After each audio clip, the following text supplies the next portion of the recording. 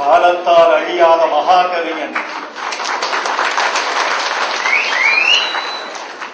தமிழர்களின் தனித்த அடையாளங்களில் ஒன்றாக உலக தமிழ் மக்களால் உயர்த்தி பிடிக்கப்படுகின்ற பெருங்கவிஞன், பட்டுக்கோட்டை கல்யாண சுந்தரத்தின் திருவிழாவை நிகழ்த்தி கொண்டிருக்கின்ற பட்டுக்கோட்டை கல்யாண சுந்தரம் கலை இலக்கிய விழா குழுவின் தலைவர், என்னொரும் நண்பர் புகழேந்தி அவர்களே, வாழ்த்தி விடை கொண்டிருக்கின்ற சிங்கப்பூர் கல்வித்துறை இணையமைச்சர் லூய் தக் யூ அவர்களே, இந்த விழாவுக்கு அறிவால், உழைப்பால், அன்பால், தமிழால் துணை நின்ற திருவாளர்கள் அன்பழகன் அவர்களே, குணசேகரன் அவர்களே, லட்சுமணன் அவர்களே, வீரப்பன் அவர்களே, நாகை தங்கராசு அவர்களே, தங்களின் சமூகம் என்ற இந்திய நற்பணிக் குழுவின் தலைவர் கபிலன் அவர்களே, தமிழவேள் நற்பணி மன்றத்தின் தலைவர்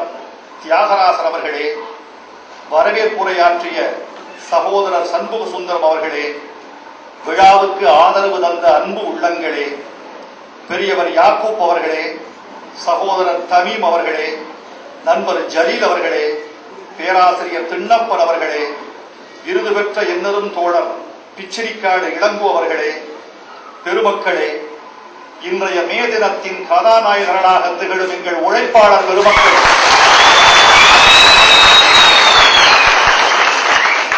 இந்த விழாவை தமிழ் மணக்க மணக்க தொகுத்து வழங்கிக் கொண்டிருக்கும் திருமதி விஜி ஜெகதீஷ் அவர்களே,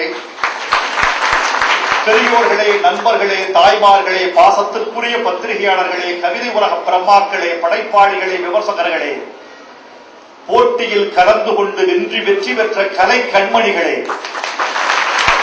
பாசத்திற்குரிய பத்திரிகையாளர்களே, ஊடக நண்பர்களே, உங்களுக்கெல்லாம் என் அன்பான வணக்கத்தையும் மேதின வாழ்த்துக்களையும் தெரிவித்துக் கொள்கிறேன். நண்பர்களே, இன்று உங்கள் முன்னால் இருக்கிற இந்த திருநாளை நினைத்து பார்க்கிற போது அந்த மகாகவிஞன் மறைந்து விடவில்லை.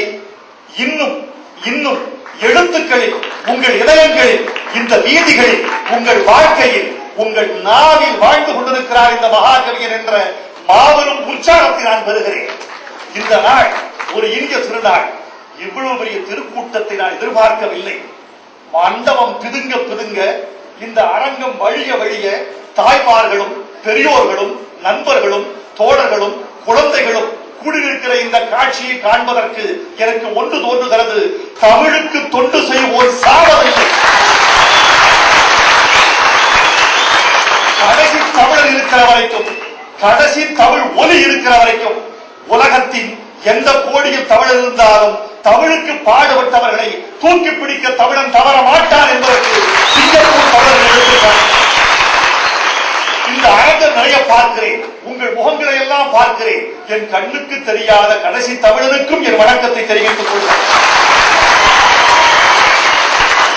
நண்பர்களே, பட்டுக்கோட்டை கல்யாண சுந்தரத்தை பற்றி பேசுகிற போது, என் தந்தையை பற்றி பேசுகிற போது, என் தாத்தனை பற்றி பேசுகிற போது, வீர மன்னர்களை பற்றி பேசுகிற போது, தமிழுக்காக தங்கள் உயிரை அர்ப்பணித்தவர்களை பேசுகிற போது என்ன உணர்ச்சியை நான் அடைவேனோ அந்த உணர்ச்சியோடு நான் இருக்கிறேன். மற்ற மேடைகளுக்கும் இந்த மேடைகளுக்கும் ஒரு வேறுபாடு உண்டு. மற்ற மேடைகள் நான் தயாரித்து பேசுகிற மேடைகள்.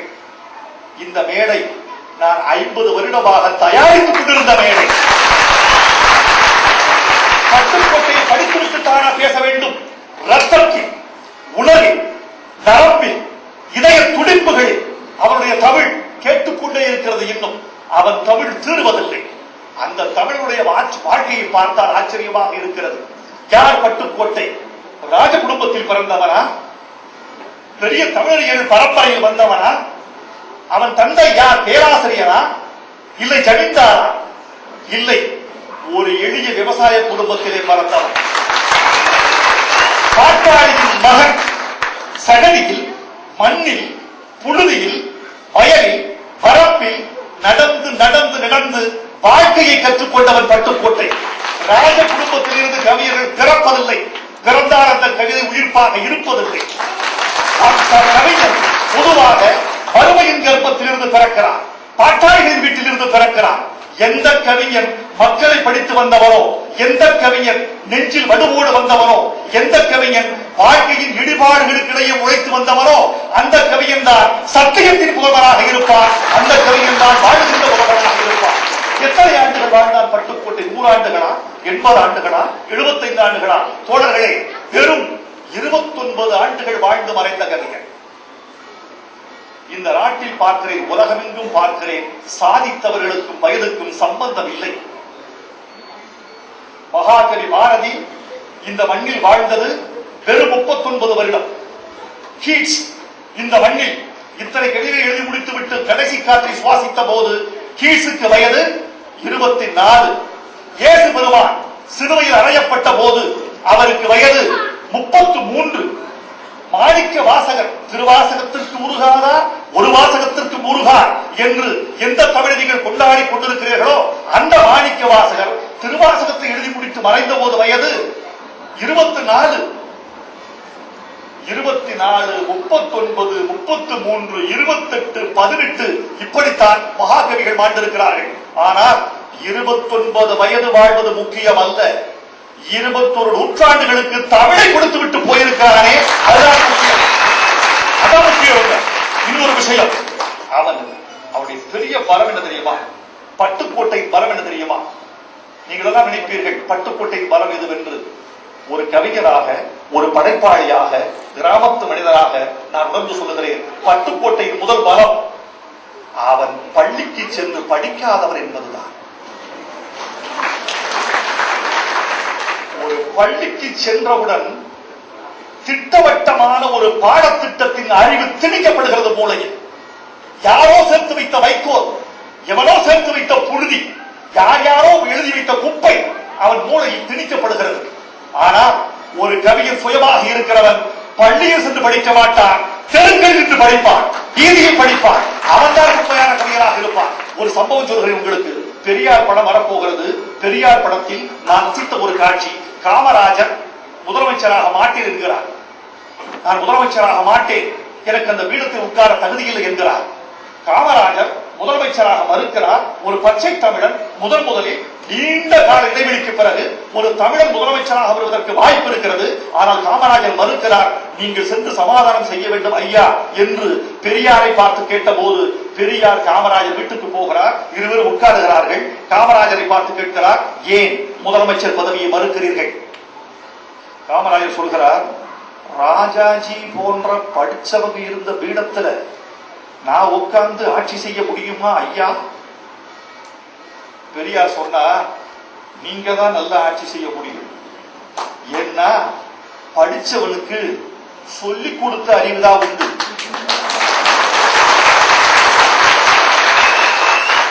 படிக்காதவனுக்கு தான் சுய அறிவு உண்டு. சொல்லிக் கொடுத்த அறிவு முக்கியமா, சுய அறிவு முக்கியமா? இங்கே வேலை செய்கிற சிங்கப்பூர் தமிழர்கள் வந்திருக்கிறீர்கள். 8வது படித்தவர்கள், 10வது படித்தவர்கள், பள்ளிக்கூடத்தை நிராகரித்து விட்டு வந்தவர்கள். ஆனால் உங்களுக்கு இருக்கிற அறிவு நிகழ்கால தமிழனுக்கு இருக்குமா என்று எனக்கு தெரியாது. நான் இங்கு உயர்த்துவதற்காக சொல்லவில்லை. வலி கற்றுக் கொடுக்கிறது, துயரம் கற்றுக் கொடுக்கிறது, சுமை கற்றுக் கொடுக்கிறது, ரகம் கற்றுக் கொடுக்கிறது. பட்டுப்படாத அறிவு, முற்றும் பெறாத அறிவு. பட்டுத்தான் தெரிய வேண்டும். ஒரு வேளாண்மை பல்கலைக்கழகத்துல படித்து விட்டு ஒரு இளைஞன் வீட்டுக்கு வர்றான். அக்ரிகல்ச்சர் யூனிவர்சிட்டி படிச்சுட்டு பெரிய ஒரு விஞ்ஞானியா வர்றான் வீட்டுக்கு. கொல்லையில ஒரு மரம், அவன் அப்பா வச்ச மரம். அந்த மரம் இப்ப பெருசா இருக்கு. அவன் போய் சொல்றான், ஏன் இந்த மரம் இன்னும் காய் காய்க்கல? சரியா இல்ல, இந்த மரத்துல நான் அடுத்த வருஷம் 1000 எலுமிச்சங்காய் காய்க்க வைக்கிறேன்னு சொன்னான். அப்பா சொன்னாரு, தம்பி நீ சொல்றது தப்பு, உன்னால ஒரு எலுமிச்சங்காய் கூட காய்க்க வைக்க முடியாதுன்னா. ஏன்னு கேட்டிருக்கான். அது எலுமிச்ச மரங்கடா தம்பி, நார்த்த மரம். அந்த மண்ணில் பிறந்தவனுக்கு, மரம் நட்டவனுக்கு தெரிகிறது அது நார்த்தையா எலுமிச்சையா என்று. இதற்கென்று பல்கலைக்கழகத்தில் படித்தவருக்கு தெரியவில்லை அது நார்த்தை மரமா எலுமிச்சை மரமா என்று. நண்பர்களே, பட்டுக்கோட்டை கல்யாண சுந்தரம் காலத்தில் அவருடைய மிகப்பெரிய பெருமையாக நான் கருதுவது மூன்று. ஒன்று, அவன் பட்ட அனுபவம் முதல். இரண்டாவது, அவன் கற்ற நாட்டுப்புற தமிழ், சங்கத்தமிழ் அல்ல. கல்லாமதியே கதிர்வாழ் நிலவே செல்லா இரவே சிறுகா இருளே எல்லாம் இணையே முனிவே நிலையாது இல்லாதறையாது விழித்திரோ என்று கேட்ட கம்பன் தமிழ் அல்ல. மல்லர் ஆடிய விழவினானும் மகளிர் ஆடிய துணங்கையானும் யாண்டுங்காரை வாழ்ந்தக்கோரை யானுமோர் ஆடுகள மகளே எங்கை தோடியில் இறங்கி விட இழுத்த பீடுகள் குறி சிறுமோர் ஆடுகள மகனே என்ற சங்கத்தமிழ் படிக்கவில்லை. அவன் படித்ததெல்லாம் நாட்டுப்புற தமிழ், மக்களின் நாவில் வழங்கிய தமிழ். அவன் படித்ததெல்லாம் மக்கள் தமிழ். அதனால்தான் எளிமை வலிமை என்ற கட்டுப்பாட்டுக்கு வந்தான். மூன்றாவது, அவனுடைய பலம் நாட்டில் பரவி வந்த பொதுவுடைமை சித்தாந்தம். அனுபவம், அவன் நாட்டுப்புற தமிழ், பொதுவுடைமை சித்தாந்தம், இந்த மூன்றும் ஒரு கலவையாக திரண்ட பொழுது ஒரு மகாகவியன் இந்த மண்ணில் எழுந்தான். அவன் தான் பட்டுக்கோட்டை கல்யாண சுந்தரம். சினிமாவுக்கு நுழைவது அவ்வளவு சாதாரணமில்லை தோழர்களே. இங்கு இருக்கிற கவிதை எழுதுகிற ஒவ்வொருவருக்கும் ஒரு சினிமா பாட்டு எழுத வேண்டும் என்ற வேட்கை இருக்கும். கதை எழுதுகிற ஒவ்வொருவருக்கும் ஒரு ரஜினிகாந்த் படத்துக்கு கதையை கொடுக்க வேண்டும் என்ற ஆசை இருக்கும். ஆனால் நடிக்கத்தை இந்த மேடையில் ஆடிய பெண்களுக்கு ஒரு படத்திலாவது முகம் காட்டினால் என்ன என்ற ஆசை ஒரு மூலையில் இருக்கும். ஆனால் இந்த நடைமுறை வார்த்தைக்கும் அந்த வாழ்க்கைக்கும் ஒரு பெரிய இடைவெளி இருக்கிறது. பட்டுக்கோட்டை கல்யாண சுந்தரத்தை அவர் சீக்கிரம் ஒப்புக்கொள்ளவில்லை. மாடர்ன் தியேட்டர்ஸ், நான் வரலாறு சொல்கிறேன், இந்த கூட்டத்தை பார்க்கிற போது தோழர்களே கொட்டி தீர்க்க வேண்டும் என்று நினைக்கிறேன். கோடை மழையாக பெய்ய வேண்டும் என்று ஆசைப்படுகிறேன்.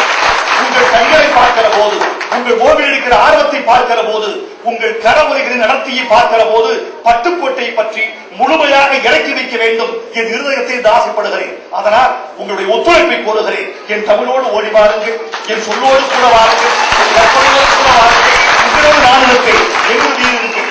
இந்த சபையில் நான் பேசி முடிக்கிற வரைக்கும் சொல்லுக்கும் எனக்கும் இடைவெளி இல்லை. நான் அற்புதம் அடைந்து விட்டேன். தமிழோடு நான், என்னோடு தமிழ், நானும் ஒலியும் வேறு வேறு அல்ல என்று புரிந்து கொள்ளுங்கள். மாடர்ன் தியேட்டர்ஸ் உள்ளே இசைவைத்துக் கொண்டிருக்கிறார் ஒரு புதிய இசையமைப்பாளர். புதிய இசையமைப்பாளர் என்றால் சில படங்களுக்கு இசையமைத்து மேலே வந்து கொண்டிருக்கிறார். அவர் பெயர் MS விஸ்வநாதன். படத்தின் பெயர் பாசவலை. பாசவலைக்கு இசையமைத்துக் கொண்டிருக்கிறார் MS விஸ்வநாதன். சரிதானா? வெளியே ஒரு உயரமான ஆள் கழுத்தில் துண்டோடு நின்று கொண்டிருக்கிறார். இப்போது இசையமைக்கிற போது இசையமைப்பாளர்கள் விரைவில் புகழ் வர வேண்டும் என்று ஆசைப்படுகிறவர்கள் என்ன நினைப்பார்கள் தெரியுமா? எதற்கு? புகழ்பெற்ற பாடகரை வைத்து பாடிவிட வேண்டும், புகழ்மிக்க பாடலாசிரியர் எழுதிவிட வேண்டும், புகழ்மிக்க நடிகர் நடிக்க வேண்டும். நல்ல நடிகன், நல்ல பாடலாசிரியன், நல்ல பாடகன், நல்ல தயாரிப்பு, நல்ல இயக்கம் எல்லாம் இருந்தால்தான் நான் கரை சேர முடியும் என்று ஒரு இசையமைப்பாளர் நினைப்பார். தப்பில்லை. அப்போது சுலைமான் என்ற ஒரு மேலாளர் உள்ளே வருகிறார்.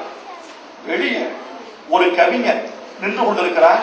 ஒரு பாட்டு கொண்டு வந்திருக்கிறார். அந்த பாட்டை நீங்கள் பார்க்க முடியுமா? இந்த புது பாட்டுகிறவர் தான் தலைவலி. மாத்த சொன்னா மாத்த மாட்டான், எழுத தெரியாது. இந்த ஹார்மோனியத்துக்குள்ள அவனை அடக்க முடியாது. விற்று வேணாம், போச்சு. வெளியே வந்து இருக்கிறார். இப்போது இசையை அவர் பார்க்க மாட்டேன் என்கிறார். நீங்க போயிட்டு அப்புறம் வர்றீங்களா? இல்ல, இருக்கேன். நான் திருப்பி என் கவிதையை படிச்சு பார்க்கிற வரைக்கும் நான் இருக்கேன். திருப்பி பாட்டு போகுது. மாட்டேன்பா, வேற வழி இல்ல. மருதகாசிய கூப்பிடு, கவி காமு ஷெரீப்பை கூப்பிடு, புதுசா பாட்டு இருக்க கண்ணதாசன் அவன் கூப்பிடு. இந்த ஆள்ல வேணாம், இப்படி வச்சுக்கலாம். வேண்டவே வேண்டாம், என்ன தொந்தரவு பண்ணாது. MS விஸ்வநாதன் ஹார்மோனியத்தில் போற. MS விஸ்வநாதன் ஹார்மோனியத்தில் அமர்ந்து அந்த ஹார்மோனியத்தை அவர் ஆரோகணிக்கிற குதிரையாக ஆக்குகிற போது அவர் உணர்ச்சியை பார்க்க வேண்டும். ஒரு பஞ்சகல்யாணி குதிரையை அடக்கக்கூடிய தேசிங்கராஜர் மாதிரி அவர் வெட்டுக்கள் எடுக்கிற போது அந்த கம்பீரம், அழகு, லாபகம், அற்புதம் நான் பார்த்து பார்த்து ரசித்திருக்கிறேன். அப்போ சொல்ற அந்த கவிஞன் வெளியே நிற்கிறான். கவிஞனை பார்க்க வேண்டாமா, கவிதையை பார்த்தால் போதுமா? அவன் நம்பிக்கையை பாருங்க. கவிஞரை பார்க்க வேண்டாமா, கவிதையை பார்த்தால் போதுமா? எங்க குழு ஹார்மோனியத்தில் வந்து விடுகிறது பல்லவி. எடுத்து பிரிக்கிறார் விஸ்வநாதன். குட்டியாடு தப்பி வந்தா குள்ள நரிக்கு சொந்தம், குள்ள நரி தப்பி வந்தா குறவனுக்கு சொந்தம். தட்டுக்கெட்ட மனிதர் கண்ணில் தட்டுக்கெட்ட மனிதர் கண்ணில் பட்டதெல்லாம் சொந்தம். சட்டப்படி பார்க்க போனா 8 அடிதான் சொந்தம்.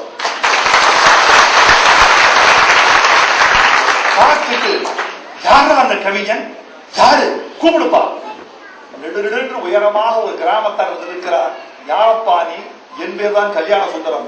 என்னை மன்னித்து விடு. உன்னை நான் பார்க்காமல் அனுப்பியிருந்தா தமிழுக்கு துரோகம் செய்திருப்பேன். என்னை மன்னித்து விடு. அந்த பாட்டுக்கு இசையமைத்து விட்டு பாடிப்பா. உனக்கு எது சொந்தம், எனக்கு எது சொந்தம், உலகத்துக்கு இதுதான் சொந்தமடா என்கிற பாட்டு. அதுதான் இந்த ஆட்டுக்கும் இந்த நாட்டுக்கும் ஒரு கூட்டு இருக்குது கோணாரே என்கிற பாட்டு. இந்த பாட்டை எழுதிவிட்டு எம்.எஸ். விஸ்வநாதன் அந்த என்னிடம் சொல்லியிருக்கிறார், கவிஞர் என்னை மன்னித்து விடுங்க, நான் ஒரு சம்பவத்தை சொல்ல போறேன். அன்றைக்கு இரவு பட்டுக்கோட்டை பாட்டுக்கு இசைவித்து விட்டு என் வீட்டுக்குள் சென்று கதவை சாத்திக் கொண்டு கடவுள் படத்திற்கு முன்னால் சாஷ்டாங்கமாக விழுந்து கடவுளை பார்த்து கெஞ்சினேன், என்னை மன்னித்து விடு கடவுளே, அதற்குள் எனக்கு கர்ப்பம் தர வைத்து விட்டாயே.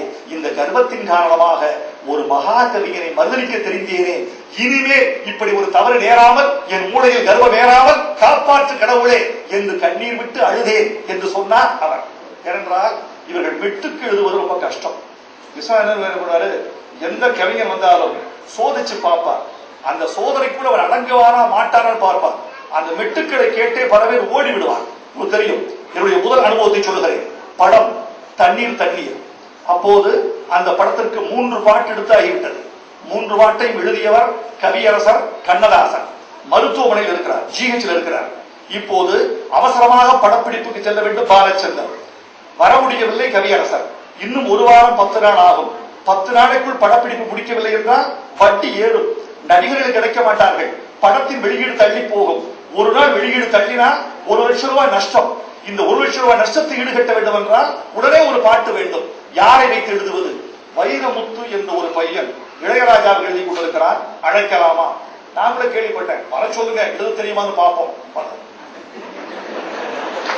அந்த உட்கார் இதை பார்த்தோன்ன எப்படிப்பட்ட விஸ்வநாதன், எத்தனை தலைமுறை பார்த்த விஸ்வநாதன், யார் யாருக்கு இசையமைத்த விஸ்வநாதன், எம்ஜிஆருக்கு, சிவாஜிக்கு, எத்தனை புகழ்பெற்றவர்களுக்கு போட்ட விஸ்வநாதன். அந்த விஸ்வநாதன் உட்கார்ந்திருக்காரு. நான் முதல் முறை அவரை பார்க்கிறேன். எனக்கு எல்லா இசையமைப்பாளர்களும் ஹார்மோனியத்தின் முன்னால் தான் அறிமுகம். எவ்வப்போது பாட்டெழுத போனேனோ அவ்வப்போதான் எனக்கு அறிமுகம். அதற்கு முன்னால் யாரையும் நான் பார்த்ததில்லை. உள்ள போறேன். என்ன சார் சிச்சுவேஷன்? ஒரு தண்ணீர் பிரச்சனை ஊர்ல. அந்த ஊர்ல தண்ணீர் பிரச்சனை என்றால் தீர்க்க முடியாத பிரச்சனை. அந்த தண்ணீர் கலப்பகை வெட்டி விலகரித்துக் கொண்டிருக்கிறார். அந்த ஊருக்கு வெளியே ஒரு மலை இருக்கிறது. அந்த மலையில் கொஞ்சம் தண்ணீர் இருக்கிறது. அந்த மலை தண்ணீரை கால்வாய் வெட்டி ஊருக்குள்ளே கொண்டு வருவதற்காக இவர்கள் போராடுகிறார்கள், இளைஞர்கள். அப்போது இது புறம்போக்கு நிலம், இங்கு கால்வாய் வெட்டக்கூடாது என்று அரசாங்க அதிகாரிகள் தடுக்கிறார்கள். கதை இப்போ அது வெட்டி வருகிற போது, அந்த கால்வாயை வெட்டி வருகிற போது ஒரு 3 நிமிஷம் பாட்டு வேணும், எழுத்தர முடியுமா? ரொம்ப நல்ல விஷயம் சார், இது எங்க ஊர் விஷயம். நான் கால்வாய் வெட்டி எனக்கு உணர்ச்சி உண்டு, அனுபவம் சொல்லுங்க பாப்போம். மெட்டு வாசிக்கலாம். பாலச்சந்தர் பாலு மெட்டு வாசிக்கலாமா? வைரமுத்துக்கு வாசிக்கலாங்க. எல்லாம் பாலச்சந்தர், அனந்த், எம்.எஸ். விஸ்வநாதன், அங்கே டீ வாங்கி தருகிற அந்த பையன்கள். இந்த டீ வாங்கி தருகிற பையன்கள் தான் நம்ம ரசிகர்கள். அவன் ரசிச்சாதான் பாட்டு ஹிட்டு. சாண்டோ சின்னப்பா தேவர் கண்ணதாசன் எழுதிட்டு போன உடனே வாட்ச்மேனை கூப்பிடுவாராம், படிச்சு காட்டுவாராம். புரியுதா? புரியல, அந்த பாட்டை மாற்ற சொல்லுவாங்க. காவல்காரனுக்கு புரியாவிட்டால் கடைசி தமிழனுக்கு புரியாது என்பது காரணம். அவன் பார்த்தான், மெட்டு வாசிங்க, தயாராகிட்டீங்களா? ஒரு வெடிகுண்டு விழ போகிறது, நீ தயாராக இருந்துக்கும். ஒரு ஹிரோஷிமா உண்டாக போகிறது, நீ தாங்க வாயா பார்க்கலாம். தன்னனான தின்னனான தீனனான தின்னனான தீனனான தீனனான தீனனான தீனனான தீனனான தீனனான தீனனான தானான தீனனான தரத்தரன தரத்தரனா தானா தன்னன்னே தானே நன்னின்னானா தானா தன்னன்னே தானே நன்னின்னானா. அப்படி எல்லாரும் என்ன பாக்குறாங்க, நான் உயிரோடு இருக்கிறேனான்னு பாக்குறேன். முதலில் நான் அந்த அறையில் இருக்கிறேனா, எடுத்து போய்விட்டேனா, இருந்தால் உயிரோடு இருக்கிறேனா, இந்த மெட்டை கேட்ட பிறகு ஒரு கவிஞன் மூர்ச்சியாகி விழாவிட்டால் அவன் கொஞ்சம் தைரியசாலி என்று அர்த்தம். சரி, ரெண்டு முறை பாடுங்க, ரெண்டு முறை பாடுகிறார்கள். சரி, இந்த மெட்டை நான் ரெக்கார்ட் பண்ணி கொடுக்கிறேன், நாளைக்கு எழுதி கொண்டு வாருங்கள். கஷ்டமான மெட்டு. பேசிக்கொண்டு இருக்கிறார்கள். இட்லி வருகிறது, போண்டா வருகிறது, சாப்பிடுகிறார், காபி சாப்பிடுகிறார்கள். சாப்பிட்டு விட்டு ஹார்மோனியத்தை கடைசி சுரம் வாசித்து அவர் மூட லாக் பண்ணுவார்கள். அந்த பட்டம் போட லாக் பண்ணுவார். லாக் பண்ண அவர் இடது கை போகிறது. கொஞ்சம் நிறுத்துங்க. என்ன பல்லவி சொல்லட்டுமா? என்னது பல்லவி சொல்றீங்களா? நிஜமாவா? நீங்க ஐயா எனக்கு சுதி தெரியாது, சங்கீதம் தெரியாது, தப்பா நினைக்கலன்னா பாடி காட்டவா? பாடி காட்டுறீங்களா? பாப்பா. சபை திருப்பி போயிடுச்சு. ஒன்றுபட்ட மக்கள் உண்டு, இன்று என்ன சிக்கல் உண்டு, வானம் இங்கு வந்த போது விட்டு ஒன்று துண்டு ரெண்டு, இந்த மண்ணில் என்ன உண்டு, கண்ணில் மட்டும் தண்ணி உண்டு, வீடு கொண்ட பாறை இன்று வெடித்தவுடன் கிடைத்து விடும் தண்ணீர், கண்ட பின்பு மாறும் எங்கள் கண்ணீர், கண்ணீர் கண்ட பின்பு மாறும் எங்கள் கண்ணீர். அந்த போர்க்களத்துக்கு தயாராக இருக்கிறவன் தான் வென்று காட்ட முடியும். பட்டுக்கோட்டையின் காலத்தில் மெட்டுக்கும் எழுதினார்கள். அவர் சொந்தமா எழுதி கொடுத்ததற்கு விட்டு வைத்தார்கள். பட்டுக்கோட்டை கொடுத்து வைத்தவர். அவருடைய காலத்தில் பகுத்தறிவு இருந்தது, அவருடைய காலத்தில் பொதுவுடைமை இருந்தது, அவரது காலத்தில் கூட்டு குடும்பம் இருந்தது. உங்களுக்கு அறிவாளர்கள் உங்களுக்கு சொல்லுகிற ஆழமான செய்தி சொல்லுகிறேன், புரிந்து கொள்ளக்கூடிய ஆற்றல் மிக்கவர்கள் இந்த சபையில் இருக்கிறீர்கள். கவியரசு கண்ணதாசனுக்கும் பட்டுக்கோட்டைக்கும் இருந்த வசதி தெரியுமா?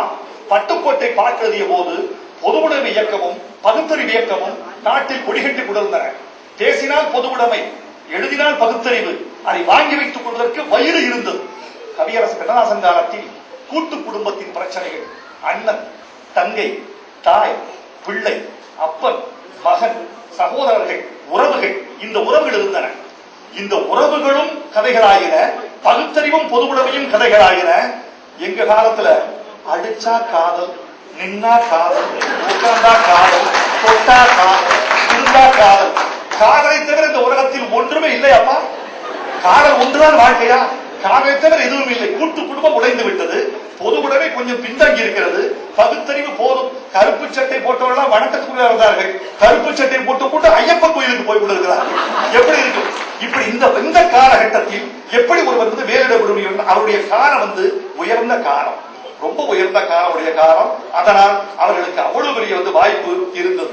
நண்பர்களே, சின்ன வயதில் 11 வயதில் என் மனதை கவர்ந்த பாடல்கள் பட்டுக்கோட்டையின் 3 பாடல்கள். அந்த 3 பாடல்கள் தான் திருக்குறள், அந்த 3 பாடல் தான் எனக்கு தேவாரம், அந்த 3 பாடல் தான் திருவாசகம். என்ன பாட்டு? நான் முதலில் கேட்டு மயங்கிய பாட்டு, என் பாட்டு நோட்டைகளை என் நிரப்பிய பாட்டு, என் பரீட்சையில் கூட நான் எழுதிய பாட்டு, கிராமத்து வெளிகளில் ஓடியாடி திரிந்து பாடிய பாட்டு, வேப்ப மரத்தில் மரத்தடியில் நதிக்கரைகளில் கரடுகளில் முள்ளடியில் கருவேலங்காடுகளில் பாடி திரிந்த பாட்டு, தூங்காதே தப்பி தூங்காதே என்கிற பாட்டு. ஓர் படைகளில் தூங்கியவன் வெற்றி இழந்தான், உயர் பள்ளியில் தூங்கியவன் கல்வி இழந்தான், கடைதனில் தூங்கியவன் முதல் இழந்தான், கொண்ட கடவையில் தூங்கியவன் புகழ் இழந்தான். இன்னும் பொறுப்புள்ள மனிதனின் தூக்கத்தினால் பல பொன்னான வேலையெல்லாம் தூங்குதப்பா. இந்த தூக்கம் என்ன அழகு! தூக்கம் என்றால் கண்கள் தூங்குவது மட்டும்தானா? அறிவு தூங்குகிற தூக்கம், ஆற்றல் தூங்குகிற தூக்கம், அன்பு தூங்குகிற தூக்கம், நாடு தூங்குகிற தூக்கம், உழைப்பு தூங்குகிற தூக்கம், உண்மை தூங்குகிற தூக்கம், நீதி தூங்குகிற தூக்கம். நீதியின் உற எல்லா தூக்கங்களையும் மொத்தமாக சொன்ன இந்த பாட்டு இருக்கே, அற்புதமான பாட்டு.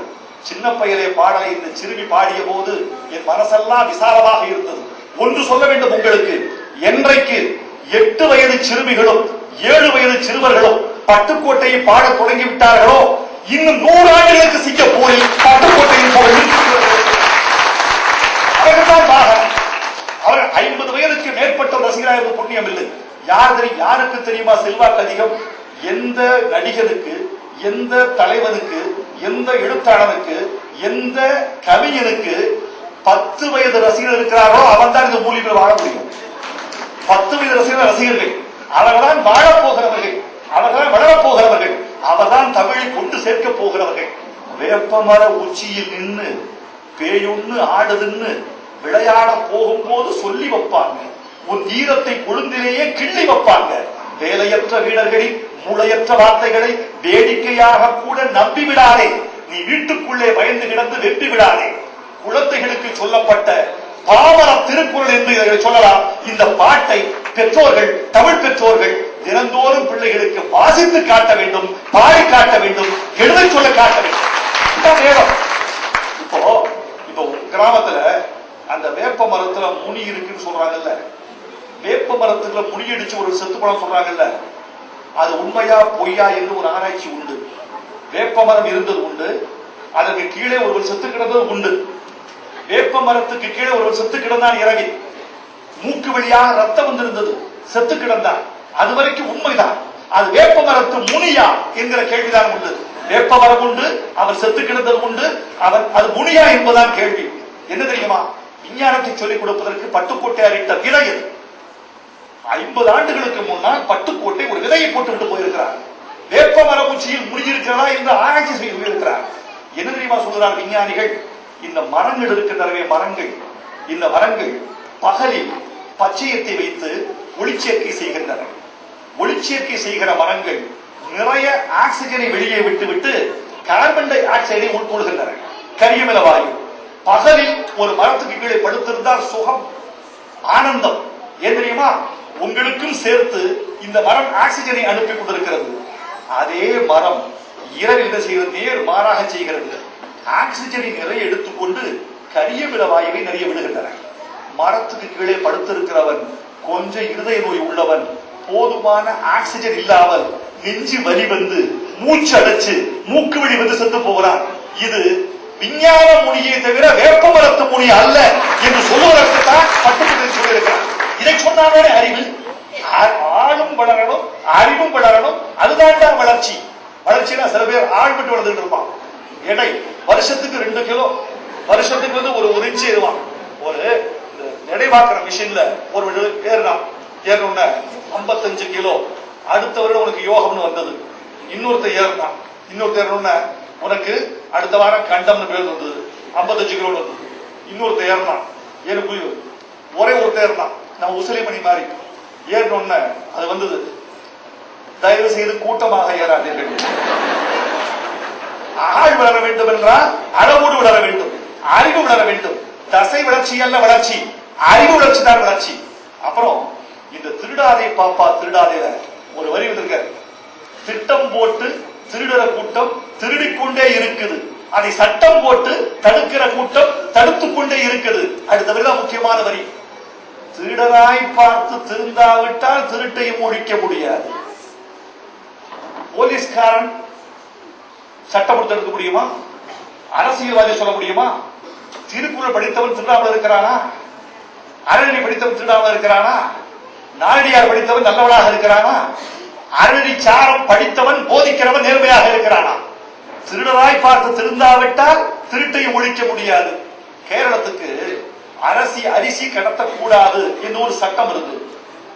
ஒருத்தர் சைக்கிள்ல வந்து போயிட்டே இருந்த கேரளத்துக்குள்ள பின்பக்கம் ஒரு பெரிய மூட்டை கேரியர், ஒரு பெரிய மூட்டை இருந்தது. மூட்டைய நிறுத்து, என்ன மூட்டையில பிரிச்சு பார்த்தா மணல். மணல் தானப்பான்னு விட்டாங்க. அடுத்த வாரம் பிரிச்சு பார்த்தா மணல், பிரிச்சு பார்த்தா மணல். ஒரு 10-15 பேரை போனா மணலே வந்துட்டு பின்னாடி. அரிசி தானே கிடக்கக்கூடாது, மணல் கொண்டு போனால் என்ன என்று போலீஸ்காரர் விட்டு விட்டார்கள். கடைசியில் தான் கண்டுபிடித்தார்கள், அவன் வாரம் ஒரு சைக்கிளை கிடத்தி கொண்டிருக்கிறான். இதுதான் போலீசார் கண்ணில் மண்ணை தூவுவதுங்கிறது. இதுதான் எல்லோருடைய கவனம் மண் மீது இருந்தது, சைக்கிள் மீது இல்ல. இத மணல் அடிச்சு விட்டா கடத்தி போயிருக்கலாம். இது கேள்வி கேட்டார்கள், போலீஸ்காரர் புத்திசாலிகளா திருடர்கள் புத்திசாலி என்ற கேள்வி கேட்ட போது நான் சொன்னேன், போலீஸ்காரர் திருடர்கள் முதலில் புத்திசாலிகள், போலீஸ்காரர்கள் கடைசியில் புத்திசாலிகள் என்று சொல்லியிருக்கோம். இதுதான் உண்மை. இது எவ்வளவு முக்கியமான செய்தி. பட்டுக்கோட்டை நினைக்கிற போதெல்லாம் நான் மகிழ்கிற செய்தி, நிகழ்கிற செய்தி ஒன்று உண்டு. ஒரு மனிதன் பகுத்தறிவு பாட்டில் பகுத்தறிவு சொல்லலாம், பொதுவுடைமை பாட்டில் பொதுவுடைமை சொல்லலாம், எழுச்சி பாட்டில் எழுச்சி சொல்லலாம், அறிவுரை பாட்டில் அறிவுரை சொல்லலாம். காதல் பாடலில் கம்யூனிசம் வைத்த ஒரே ஒரு கவிஞன் எனக்கு தெரிந்து பட்டுக்கோட்டை கல்யாண சுந்தரம் மட்டும்தான். ஒரு பாட்டு, முகத்தில் முகம் பார்க்கலாம். என்ன அழகு சார்! ஒரு காதலியை இதை விட சொல்ல காதல் பாட்டு இல்லாத ஆளே கிடையாது. அன்னைக்கு வதனமே சந்திர பிம்பமோங்கிற பாட்டு, அது முதல்ல முகமது சந்திர பிம்பமோ எழுதினார் பாபராக சிவன். முகமது சந்திர பிம்பமோ சொன்ன என்னப்பா அது முகமது, நான் இந்து பாட்டு எழுத சொன்னா இவன் முஸ்லீம் பாட்டு எழுதியிருக்காங்க. ஏன்னா இந்து பாட்டு முகமதுன்னு சொன்ன முகமது இப்ராஹிம் பேர் வச்சுதான்.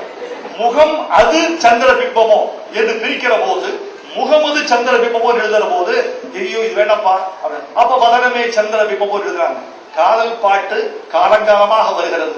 அதில் வர்ணிக்கிறான், காதல் என்றால் ஒரு பெண்ணை மதித்தல் தான் காதல், நேசித்தல் காதல், புரிதல் காதல், பகிர்தல் காதல். காதல் என்பது வெறும் உடலில் சார்ந்து உடலில் முடிவதல்ல, உடலில் தொடங்கி உடலில் முடிந்தால் அதற்கு பெயர் காமம். உடலில் தொடங்கி உள்ளத்தில் நிறைந்தால் அது காமம். அது பயணம், ரொம்ப தூர பயணம் இருக்கிறது. உடலில் தொடங்கி உடலில் முடிவது ரொம்ப எளிமையான பயணம். உடலுக்கும் உள்ளத்துக்கும் 1,00,000 கிலோமீட்டர் கூட இருக்கலாம். இந்த உடலில் தொடங்குகிற காதல் இருதயத்தை சென்று சேருவதற்கு அவ்வளவு காலமாகலாம், அவ்வளவு தூரமாகலாம். அதுதானே சொல்றான், காதலியை பார்த்து முகத்தில் முகம் பார்க்கலாம். அவ வீட்டுல கண்ணாடியே தேவையில்லை. காலைல போகும்போது சரோஜா வெளியவா தலைவாரிக்கலாம், பிரேமா ஆபீஸ் போறேன் தலைவாரி போயிடலாம். முகத்தில் முகம் பார்க்கலாம், இது சரி. அடுத்து விரல் நகத்தில் பவளத்தின் நிறம் பார்க்கலாம். என்னது அர்த்தம்? விரல் நகத்தில் பவளத்தின் நிறம் பார்க்கலாம் என்றால் அவள் செக்க சிவந்தவள் என்பது மாத்திரம் அல்ல. விரல் நகத்தில் பவளத்தின் நிறம் பார்க்க வேண்டும் என்றால் ரத்த ஓட்டம் சரியாக இருக்க வேண்டும். அவ அழகி மட்டுமல்ல, முகத்தில் முகம் பார்க்கலாம் என்றால் வீக்கம் இருந்தால் கூட முகத்தில் முகம் பார்க்கலாம். வீக்கம் அல்ல, விரல் நகத்தில் பவளத்தின் நிறம் பார்க்கலாம் என்றால் அவ்வளவு ஆரோக்கியமானவள் என்று அர்த்தம். அவள் ஹெல்த்தியாக இருக்கிறாள், சரியாக இருக்கிறாள். விரல் நகத்தில் பவளத்தின் நிறம் பார்க்கலாம். இது சராசரி கவிஞர் சொல்லுவது. அழகழகா சொல்வான் காதலை பற்றி, விதவிதமாக சொல்வான் காதலை பற்றி. என் கவியரசு கண்ணதாசன் சொல்லவில்லையா, நான் காதல் என்னும் கவிதை சொன்னேன் கட்டிலின் மேலே, அந்த கருணைக்கு நான் பரிசு தந்தேன் தொட்டிலின் மேலே. நான் காதல் என்னும் கவிதை சொன்னேன் கட்டிலின் மேலே. அவங்க மனைவி சொல்றா, அந்த கருணைக்கு சொல்ல பாருங்க. ஒரு ஆணும் பெண்ணும் உறவு கொள்வது ஆண் மீது பெண் கொண்ட கருணை, பெண் மீது ஆண் கொள்ளும் கருணைங்கிறான். காமம் அல்ல. நான் என்னை தருகிறேன், நீ உன்னை கொடு, ஒருவரை ஒருவர் பரிமாறிக் கொள்கிறோம். இது கருணையின் அடிப்படையில் விளைவது. உன் மீது நான் கொண்ட கருணை, என் மீது நீ கொண்ட கருணை, அவருடைய விளைச்சல் ஒரு குழந்தை. நான் காதல் என்னும் கவிதை சொன்னேன் கட்டிலின் மேலே, அந்த கருணைக்கு நான் பரிசு தந்தேன் தொட்டிலின் மேலே. அவர் இது சொல்லிட்டாரா? இகத்தில் இருக்கும் இன்பம் எத்தனை ஆனாலும் இருவருக்கும் பொதுவாக்கலாம். அதே அப்பா, நான் மேடையில் பொது உடைமை கேட்டிருக்கிறேன், சட்டசபையில் பொது உடைமை கேட்டிருக்கிறேன், பள்ளியில் பொது உடைமை கேட்டிருக்கிறேன், பள்ளிக்கூடத்தில் பொது உடைமை, கல்லூரியில் கேட்டிருக்கிறேன். பள்ளி அறையில் பொது உடைமை சொன்ன ஒரே கவிஞன் பட்டுக்கோட்டை கல்யாண சுந்தரமாக தான் இருக்க முடியும். இகத்தில் இருக்கும் இன்பம் எத்தனை ஆனாலும் இருவருக்கும் பொதுவாக்கலாம், அதன் எண்ணிக்கை விரிவாக்கலாம். என்ன தெரியுமா? மூத்தவர்கள் சொல்லுகிறேன், பல குடும்பங்களில் ஆண் தன் சுகத்தை மட்டும் கருதி கொண்டு அதை முடித்து விட்டு போகிறான், பெண் தன் சுகத்தை கருதி விட்டு முடித்து விட்டு போகிறாள். அப்படி அல்ல. ஒரு நல்ல தாம்பத்தியம் என்பதும் நல்ல உறவு என்பதும் இருவருக்கும் சமமாக, இருவருக்கும் உச்சமாக, இருவருக்கும் நிறைவாக இருக்க வேண்டும் என்கிற கருத்தை நயமாக நாகரிகமாக சொல்கிறான். இன்னைக்கெல்லாம் பாட்டு எழுதும்போது பயமா இருக்கு. பட்டுக்கோட்டைக்கு என்ன தெரியுமா பெரிய நன்மைன்னா, நல்ல பாடகர்கள், தமிழை தமிழாக உச்சரித்த டி.எம். சௌந்தரராஜன், தமிழை தமிழாக உச்சரித்த பி. சுசீலா அவர்கள், ஜானகி அவர்கள், பி.வி. சீனிவாஸ் கிடைச்சாங்க. இன்னைக்கு எனக்கு உதித்த நாடகம் கிடைச்சிருக்காங்க. நான் ஒரு பாட்டு எழுதுனேன் ஒரு படத்துல, ஈஸ்வரான்னு ஒரு பாட்டு. அந்த பாட்டுல கிளியின் சிறகை கடன் கேட்கலாம் தப்பு இல்ல, கிளின்டன் வீட்டில் பெண் கேட்கலாம் தப்பு இல்ல, பிரியமான பெண்ணை ரசிக்கலாம் தப்பு இல்லன்னு எழுதியிருந்தேன். எழுதிட்டு தாமதமா ஆற்காட்டோட வேகமா போயிட்டு இருக்கேன்.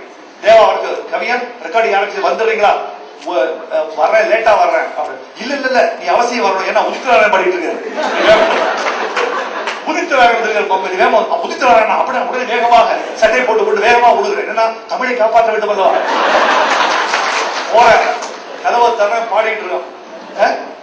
கிளியின் சிறகை கடன் கேட்கலாம், தப்பு இல்ல, பாடினா சரியா. கிளின்டன் வீட்டில் பெண் கேட்கலாம், தப்பு இல்ல. பிரியமான பெண்ணை ரசிக்கலாம்ங்கிற வரியவை மாத்தி பாடுறான் சார். பெரியம்மா பெண்ணை ரசிக்கலாம்.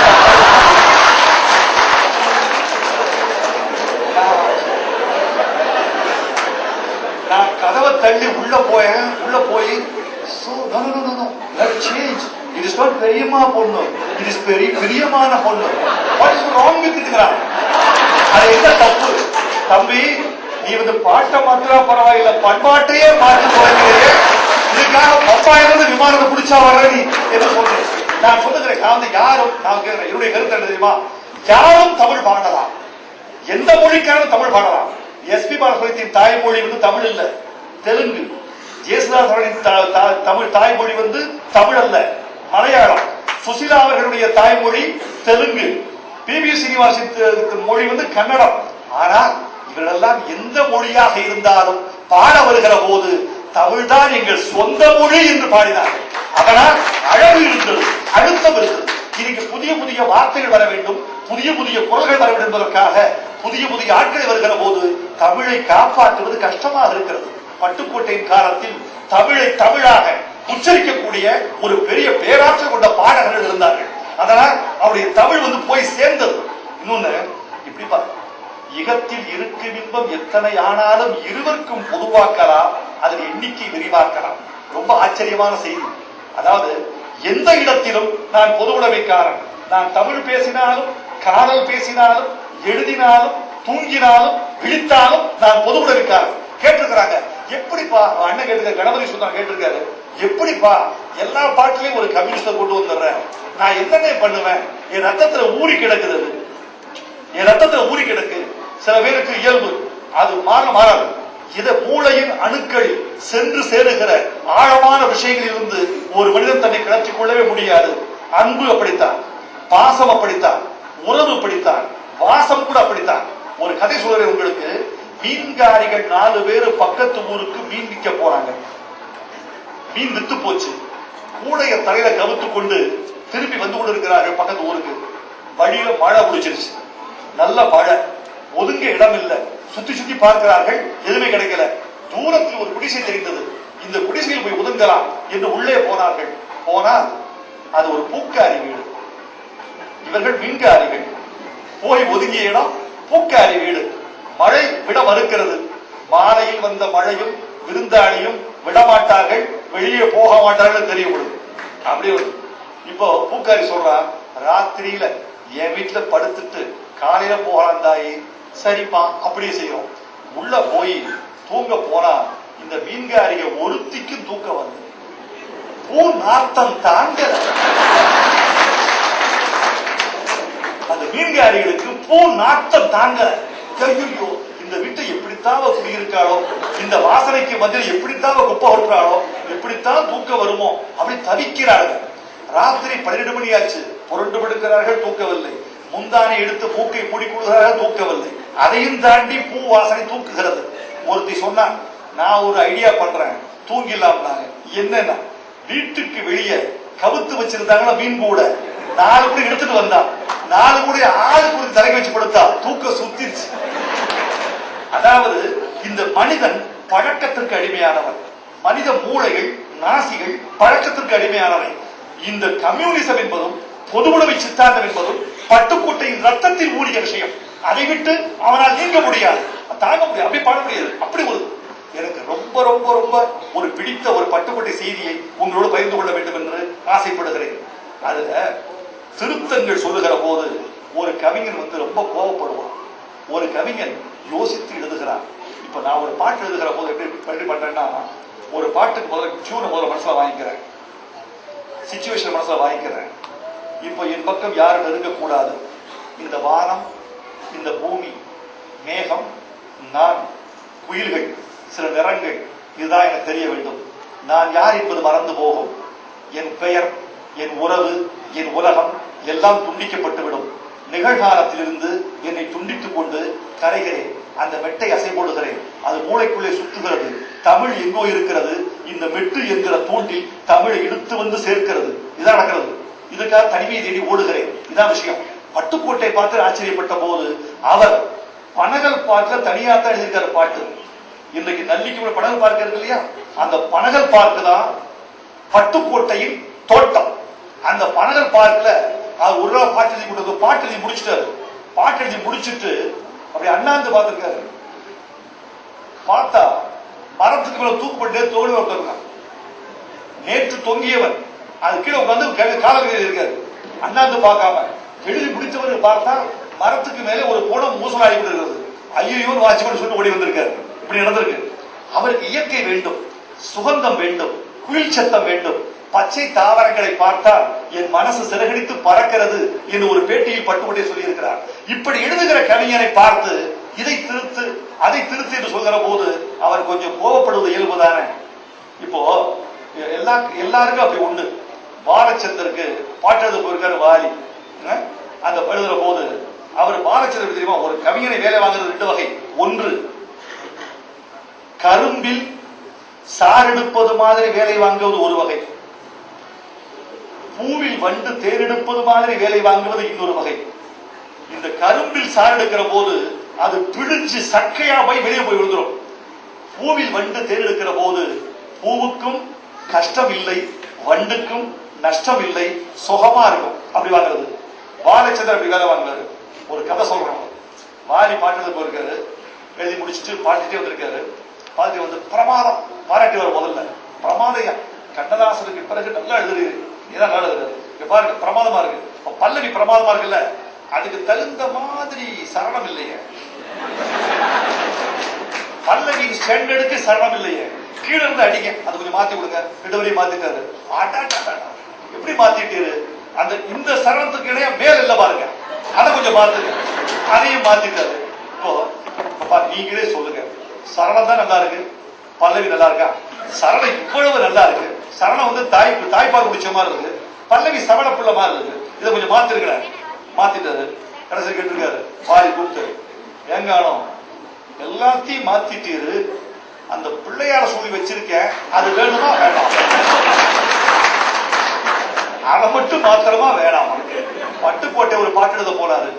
பாச வரைக்கும் மச்சா ஒன்ன பார்த்து மயங்கி போனை நேர்த்து மனசு வச்சா இன்பம் வரும் பழைய கதைய மாத்துன்னு ஒரு பாட்டு.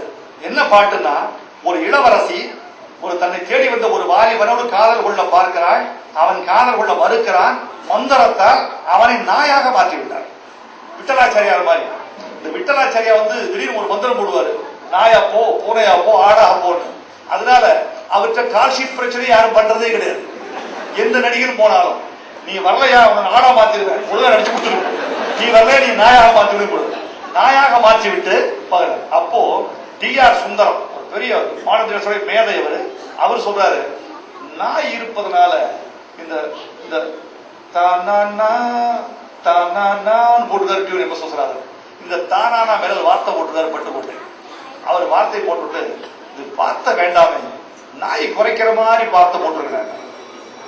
நாய் குறைக்கிற மாதிரி வார்த்தை அப்படின்னா லொல்லுன்னு போடுங்களேன், தயாரிப்படம் லொல்லுன்னு போடுங்களேன். பட்டுக்கோட்டை கோவம் வந்துருச்சு. ஏயா, நான் மெட்டுக்கு பாட்டு எழுத வந்தேன்னா நாய்க்கு பாட்டு எழுத வந்தேன், எழுந்து வெளியே வந்தார். இவர் வெளியே போன பிறகு விஸ்வநாத சொல்லி கவிஞர் வெளியே போயிருக்காரு. அது ரெக்கார்ட் பண்ணிட்டு லொல்லுன்னு கூட ரெக்கார்ட் பண்ண. இன்னைக்கு வரைக்கும் வந்த பாட்டு லொல்லுள் என்றுதான் வருகிறது. அதை கேட்டா பட்டுக்கோட்டை எழுதியதா இந்த பாட்டு என்று கேட்கலாம். இல்லை, பட்டுக்கோட்டை வெளியே போன பிறகு அங்கு சூழ்ச்சி செய்து எழுதியது. அது ஒத்துக்கொள்ள மாட்டான். இப்படிதான் எனக்கு ஒரு பாட்டு, சங்கர் ராணும் ஒரு பாட்டு எழுதும் ஜீன்ஸுக்கு, கண்ணோடு காண்பதெல்லாம்ங்கிற பாட்டு. அந்த பாட்டுக்கு ஒரு 40 பல்லவி எழுதி இருக்கிறேன். 40 பல்லவி எழுதி எதுவுமே ஒரு திருப்தியா வரல. இன்னும் கொஞ்சம் சார், இன்னும் கொஞ்சம் கேப்பா, தமிழே தீர்ந்து போகும், நான் தீர்ந்து போகும்பா சொல்லு சார். ஒரு நாள் எனக்கு ஒரு அரை நாள் டைம் கொடுங்க, நம்ம ஊருக்கு வெளியே போயிடுவோம், மாமல்லபுரம் போயிடுவோம். சரி போறோம், மாமல்லபுரத்துக்கு போறோம்.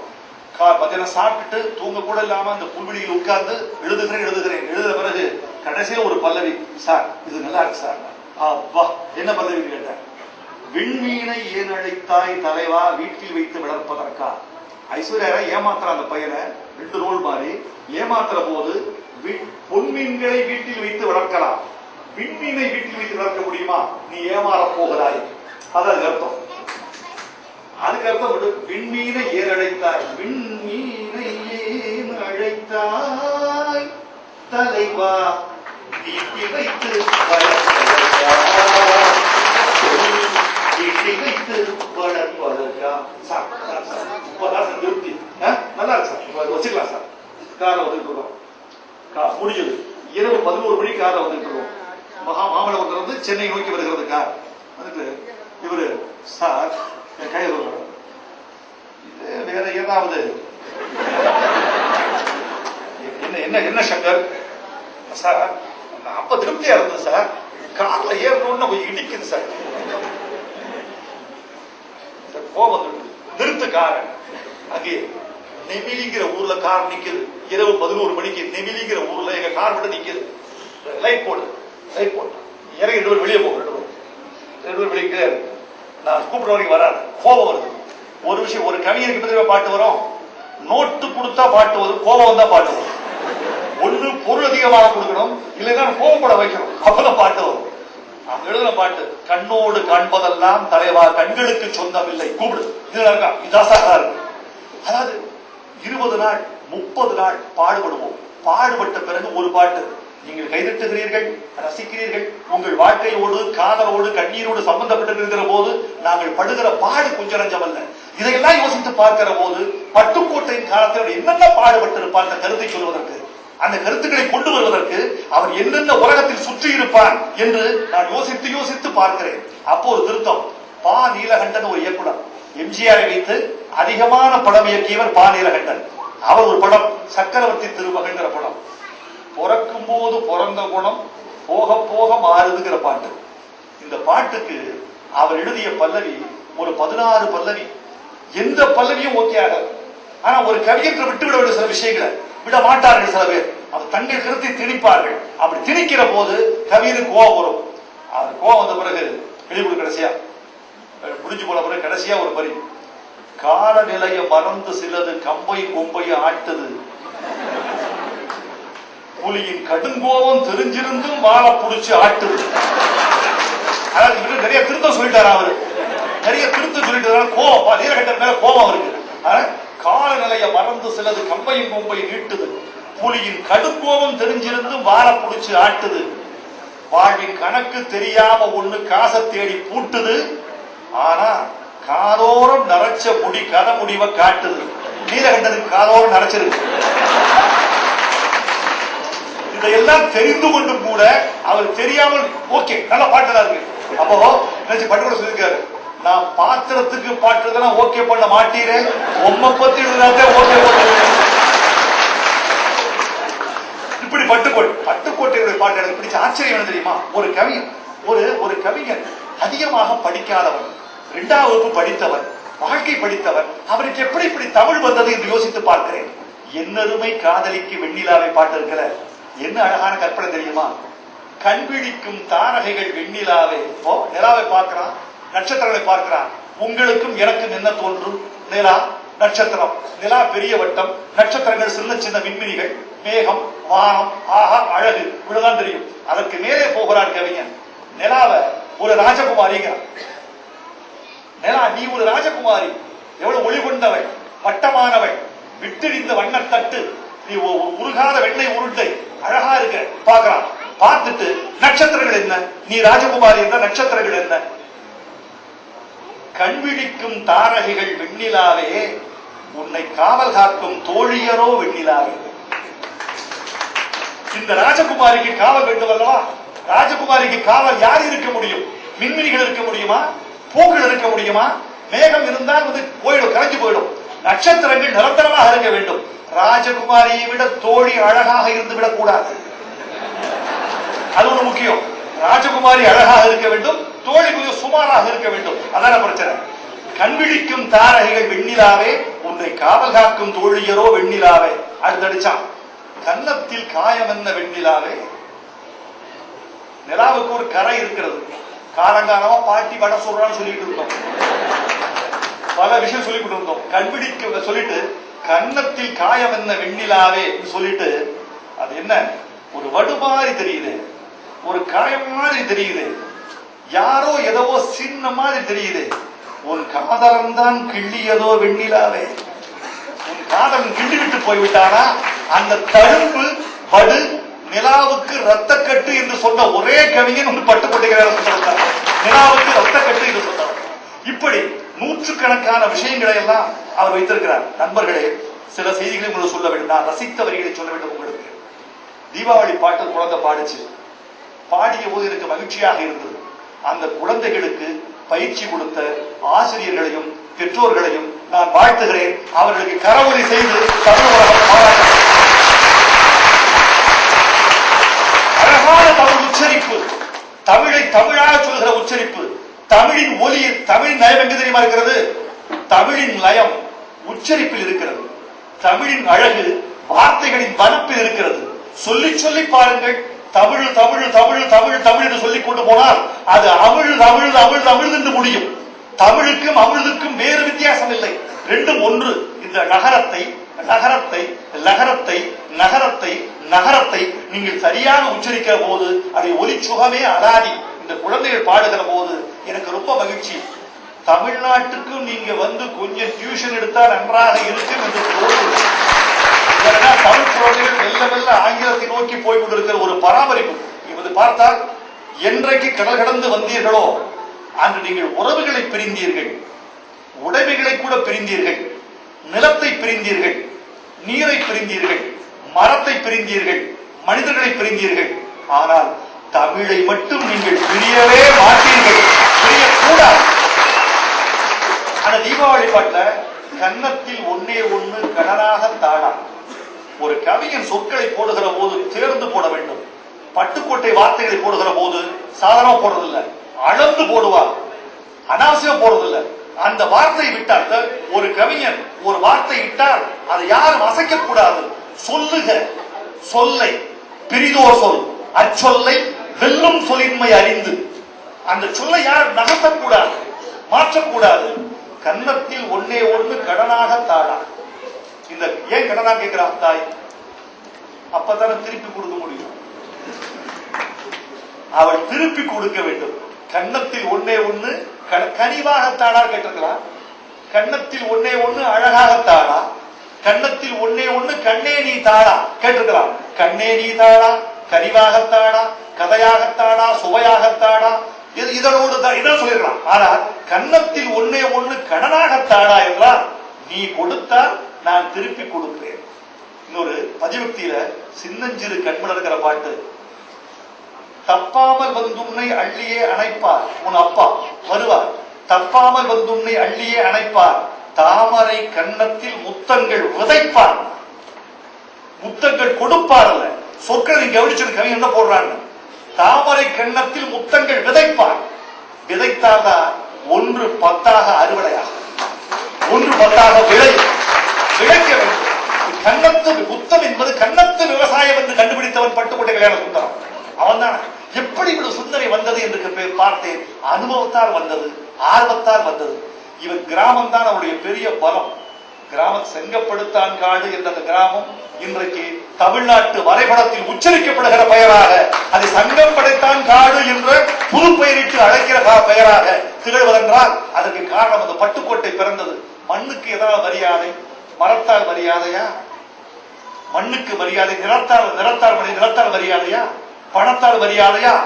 மண்ணுக்கு மரியாதை, மனிதர்களால் மரியாதை. மண் மனிதனால் மதிக்கப்படுகிறது. எவன் பிறந்தார் என்பதை வைத்து ஊருக்கு பெருமை வருகிறது. அந்த சங்கம் படைத்தான் காடு என்கிற அந்த செங்கப்படுத்தான் காடு என்று மருவி வழங்குகிற அந்த சிற்றூருக்கு இன்றைக்கு ஒரு பெரிய ராஜ மரியாதையை கொடுத்தவர், கடல் கடந்து கொடுத்தவர் பட்டுக்கோட்டை கல்யாண சுந்தரம். அவர் கிராமத்தில் பிறந்தான் பெரிய பலம். கிராமத்துக்கு ஒரு வெள்ளக்கார துறை வந்திருக்கான். நம்மால் ஒரு ஆலங்குச்சியை வச்சு பல்லு விளக்கிட்டு இருக்கான்.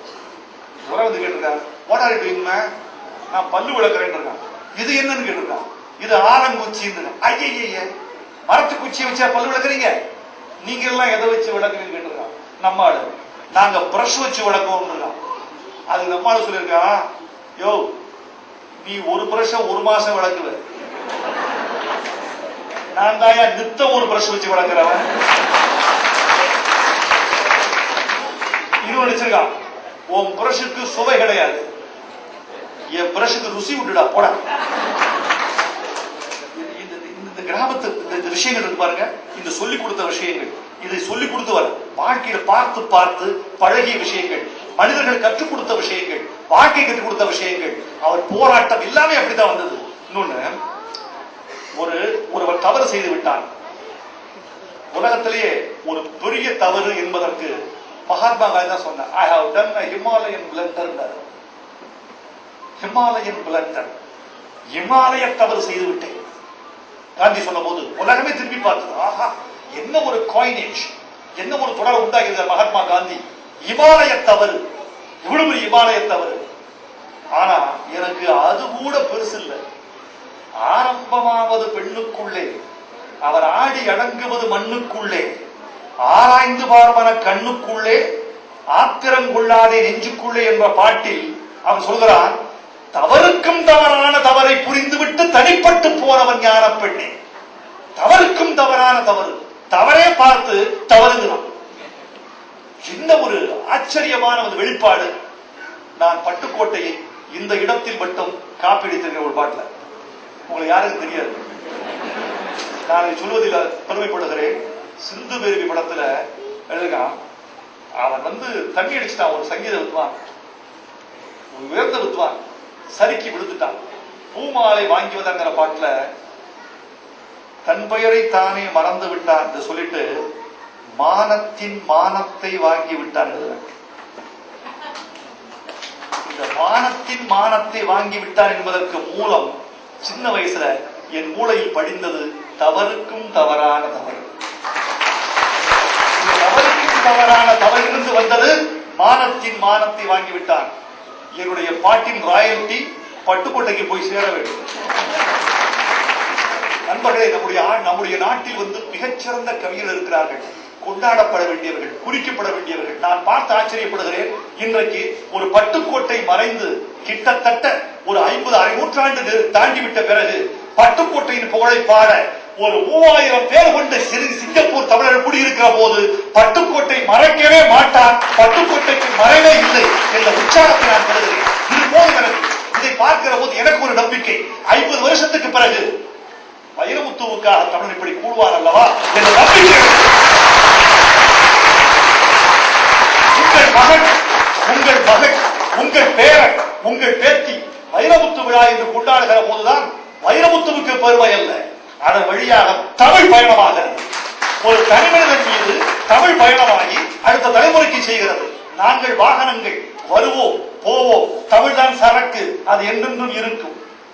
தமிழ் என்கிற சரக்கை தூக்கி செல்கிற வாகனங்கள் நாங்கள் கவிஞர்கள். கரையராகட்டும், கண்ணதாசனாகட்டும், பட்டுக்கோட்டையாகட்டும், எல்லோரும் தமிழை சுமக்கிற வாகனங்கள். இந்த நேரத்தில் அரசிடங்குமரிக்கு அந்த பாட்டு கொடுப்பதற்கு காரணமாக இருந்தவர் முத்தமிழறிஞர் முதல்வர் கலைஞர். சின்ன பயிரை செய்திகள பாட்டுக்கு பிறகு ஏற்றம் ஏற்றம், அதில் இருக்குது முன்னேற்றம் பாட்டு அரசங்குமரி வரும். முத்துராமனும் எம்ஜிஆரும் பாடுவார் ஏற்றம் வரைத்துக் கொண்டே. அந்த ஏற்ற பாட்டுக்கு குறிப்பதி கொடுத்தவர் முத்தமிழறிஞர் கலைஞர். இந்த நேரத்தில் பட்டுக்கோட்டையில் நினைவிடம் அமைத்த முத்தமிழறிஞர் கலைஞர் அவர்களை இந்த சபை கொண்டாடி சொல்ற.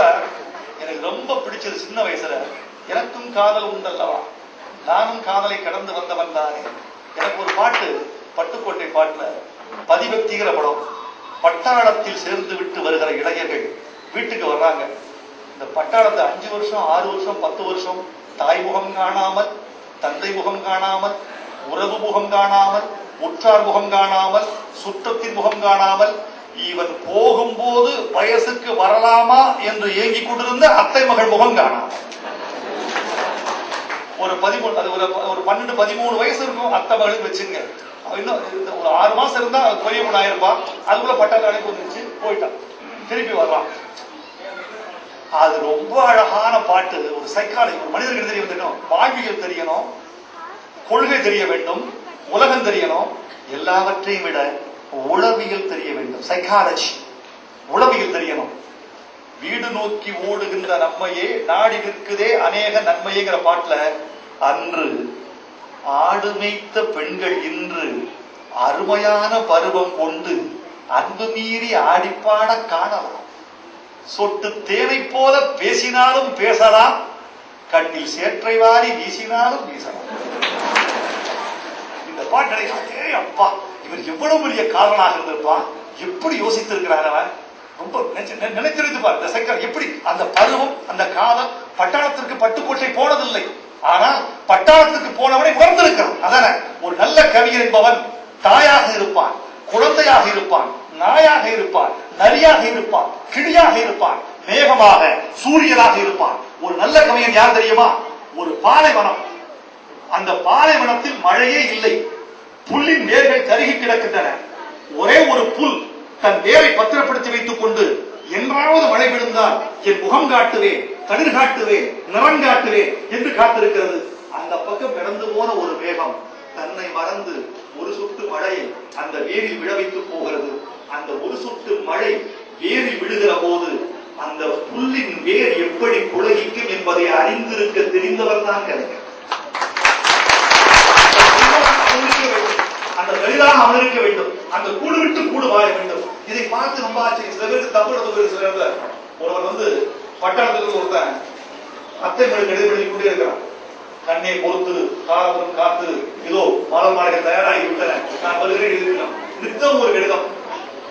6 வருஷம் கழிச்சு வந்திருக்கான் வீட்டுக்கு. பார்த்தா மாமா எங்களை வாழ்த்துக்கின்றிருக்கா பொண்ணு.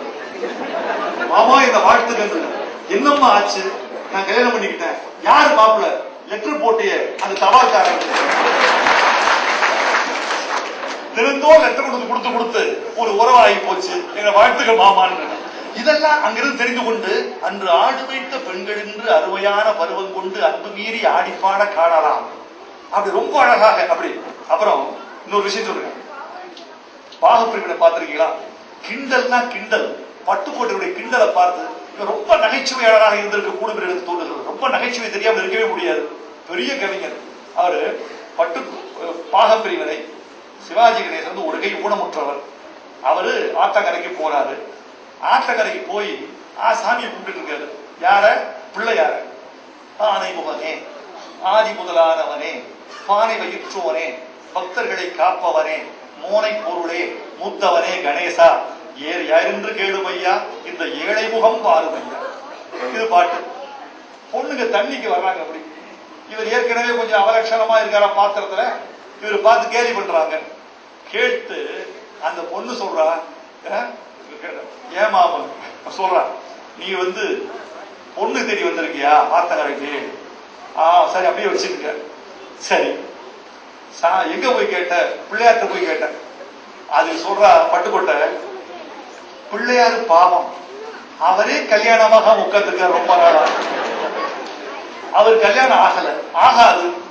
தனக்கொருத்தி இல்லாம தனிச்சிருக்கும் சாமியிடம் எனக்கொருத்தி வேணும்னு கேட்க வந்தாரோ. என்னப்பா அவனுக்கே கல்யாணம் ஆகல, அவனே பொண்ணு தேடி வந்திருக்கா ஆத்தக்கரையில. அவனுக்கு பொண்ணு பாப்பானா, உனக்கு பொண்ணு பாப்பானா பிள்ளையாரு? நீயே சொல்லு. இந்த ஏக்கம், இந்த ஆர்வம் அற்புதம். ஒன்று சொல்ல உங்களுக்கு நண்பர்களே, எம்ஜிஆர் அவர்கள் இன்றைக்கு காலம் கடந்து வாழ்கிறார். அரசியல் வெளியே வந்த பிறகு ஒரு முதலமைச்சராகவும் 10 வருடம் ஆண்டு விட்டு போய்விட்டார். இதற்கெல்லாம் அடிப்படையில் பட்டுக்கோட்டையினுடைய பாட்டுக்கு பங்கு இருக்கிறது என்பதை 1954 மலைக்கள்ளன் என்ற படம் வருகிறது. அதுதான் எம்ஜிஆருக்கு வாழ்க்கையை திருப்பி விட்ட படம். அந்த படத்துல ஒரு பாட்டு வருகிறது, எத்தனை காலம் தான் ஏமாற்றுவார் இந்த நாட்டிலே என்ற பாட்டு. அந்த பாட்டு எழுதியவர் தஞ்சை ராமதாஸ். எழுதி முடிக்க முடியாமல் போன பிறகு மக்கள் நண்பர் என்ற ஒருவரை கூப்பிட்டு முடித்தார்கள். அந்த பாட்டு தான் எஸ்.எம். சுப்பையன் இசையமைத்த பாட்டு. பானுமதியை குதிரையில் வைத்து வெளியே கூட்டி வருகிற பாட்டு. அந்த மலைச்சாலை வழியாக அழைத்து வருகிற பாட்டு அந்த பாட்டு. அந்த பாட்டு வந்த பிறகு எம்ஜிஆர் திரும்பி பார்க்கப்பட்டார். என்னது? ஒரு நடிகன் சமூகம் சொல்லுகிறான், ஒரு நபிடன் ஏழைகளை பற்றி சிந்திக்கிறார், ஒரு நடிகன் நம்மை பற்றி பேசுகிறார், ஒரு நடிகன் எதிர்காலத்தை பற்றி கனவு காணுகிறார். யார் அவன் என்று திரும்பி பார்க்க வைத்தது மலைக்கண்ணன். எம்ஜிஆர் ரூட்டு பிடிச்சு போச்சு. ஓ, இப்படி ஒரு பாட்டு இருந்தால்தான் மக்கள் நம்மை திரும்பி பார்ப்பார்களோ. வெறும் நடிகராக, வெறும் சண்டைக்காரனாக, வெறும் காரணமாக இருந்தால் கவனிக்க மாட்டார்களோ என்று அன்று பிடித்த ரூட்டு ஒவ்வொரு படத்துக்கும் ஒரு பாட்டு வேண்டும் என்று. அதுதான் தூங்காதே தம்பி தூங்காதே, அதுதான் திருடாதே பாப்பா திருடாதே, அதுதான் தாயத்து அம்மா தாயத்து. இந்த தாயத்து அம்மா தாயத்து ஒரு நகைச்சுவை வச்சிருப்பாரு தெரியுமா? தாயத்து விற்கிறார் எம்ஜிஆர். அப்போ ஒருத்தர் இருக்கிறார், ஏப்பா பொம்பளைங்களை மயக்கிறதுக்கு வசியம் இருக்கா கேட்பார் ஒரு கிழவன்.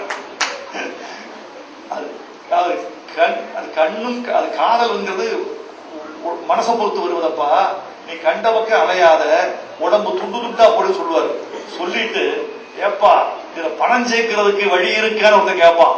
பட்டு அடிப்பாரு, உடம்ப வளைச்சு நல்லா உழைச்சு பாரப்பா, அதில் உனக்கும் உலகத்துக்கு நன்மை இருக்கு. சும்மா உட்கார்ந்த இடத்துல சேர்க்கிற பணத்துக்கு ஆபத்து இருக்கு, அது உனக்கு இருக்கு. ஒரு பொழுதுபோக்கு படம் தான் சினிமா என்கிற பொழுதுபோக்கில் கூட ஒரு தத்துவம், ஒரு நெறி, ஒரு வாழ்க்கை முறை, ஒரு சின்ன அறிவுரை, ஒரு வழிகாட்டுதல், இதெல்லாம் கொண்டு வந்தது பெரிய ஆச்சரியமான விஷயம். இப்படி எம்ஜிஆர் உயர்த்தி விட்டதில் அவருக்கு பெரிய பங்கு இருக்கிறது. அப்புறம் எம்ஜிஆர் அவர்கள் அவருடைய மரணத்தின் போது கூட இருந்தார், மறுக்க முடியாது. அவர் அவர் எம்ஜிஆர் பிக்சர்ஸ் தான் ஆட்கள் கூட்டு வந்தார். செங்கப்படுத்த உறவினர்கள் எல்லாம் எம்ஜிஆர் பிக்சர் கூட்டு வந்தார். ஆனா ஒரு கவிஞருடைய மரணம் இருக்கிறதை தோழர்களே, எல்லா கவிஞருக்கும் மரணம் மகிழ்ச்சியாக இருப்பதில்லை. மகிழ்ச்சியான மரணம் என்பது பூரணம் தான். மரணம் என்பது துக்கத்துக்கான விஷயம் அல்ல. மரணம் என்பது பூரணம். வந்தோம், வாழ்ந்தோம், சென்றோம், இது எல்லா உயிர்களுக்குமானது. மனிதன் என்பவன் சம்பவங்களால் ஆக்கப்பட்டவன். முதல் சம்பவம் பிறப்பு, அடுத்த சம்பவம் கல்வி, அதற்கு அடுத்த சம்பவம் திருமணம், அதற்கு அடுத்த குழந்தை, உழைப்பு, கடைசி சம்பவம் மரணம். இதான் வாழ்க்கை, கடைசி சம்பவம் மரணம். ஆனால் பட்டுக்கோட்டை பொறுத்தவரை தொடங்கி மேலே வந்த போதே உதய சூரியன் உச்சிக்கு வந்த போது உதிர்ந்து விட்டது மாதிரி உதிர்ந்து போனான். இன்னும் இருந்திருந்தால் தமிழ் உலகம் கொண்டாடி இருக்கும், கூத்தாடி இருக்கும்.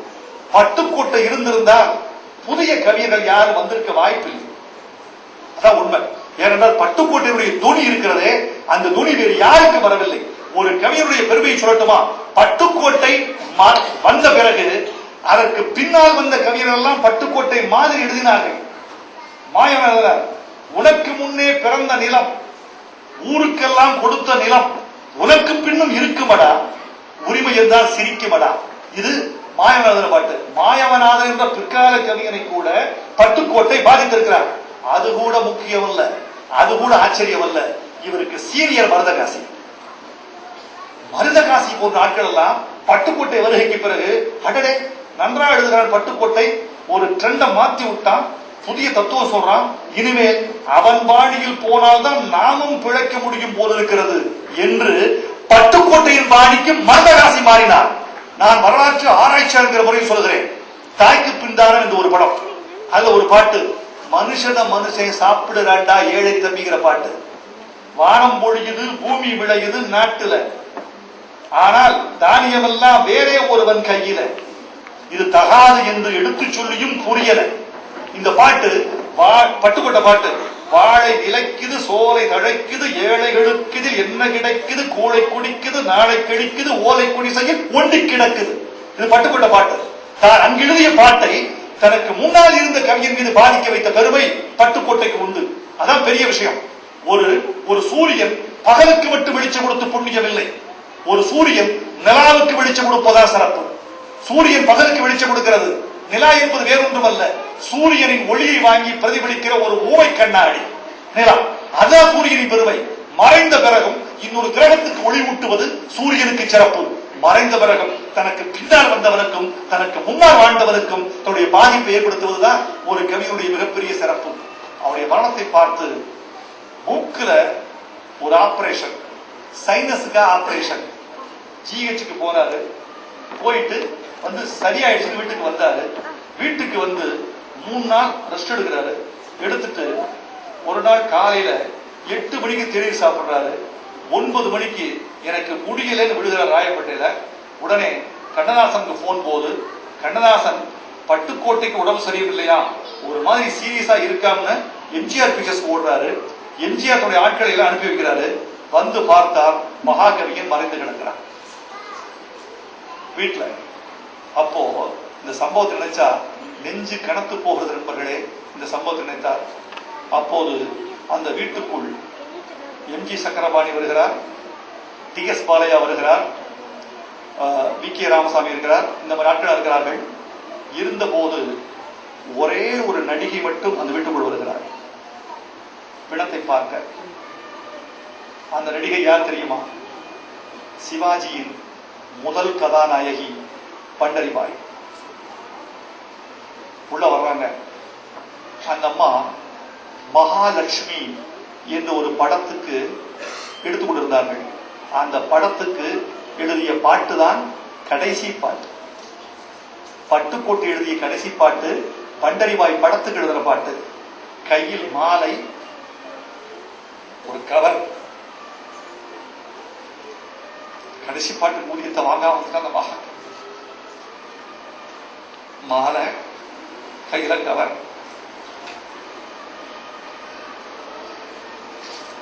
இந்த மாலையை போட்டுட்டு காசை வீட்டுல கொடுத்துட்டு அழுதுருக்கா அந்த அம்மா.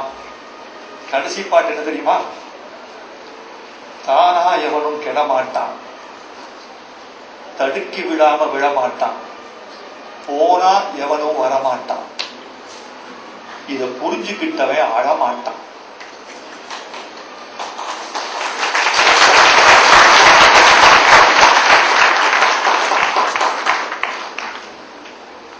எதிர்நிலைத்து எழுதுகிறார் ஒரு கவிஞன். தன்னை பற்றி எழுதினானா, நாட்டை பற்றி எழுதினானா, தத்துவம் எழுதினானா? கடைசியில் அவன் தன் மரணத்தை பற்றிய ஒரு சாசனம் எழுதி வைத்துவிட்டு, தானா எவனும் கெடமாட்டான், தடுக்கி விடாம விடமாட்டான், போனா எவனும் வரமாட்டான், இதை புரிஞ்சுக்கிட்டவே அழமாட்டான். பட்டுக்கோட்டை உனக்கு ஒன்று சொல்லுகிறேன் மகாகவியனே, நீ போனா வரமாட்டான் எழுதினான்.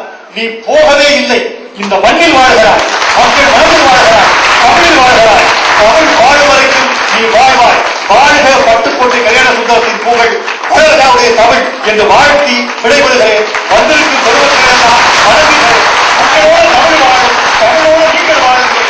வாழ்க, வணக்கம், நன்றி.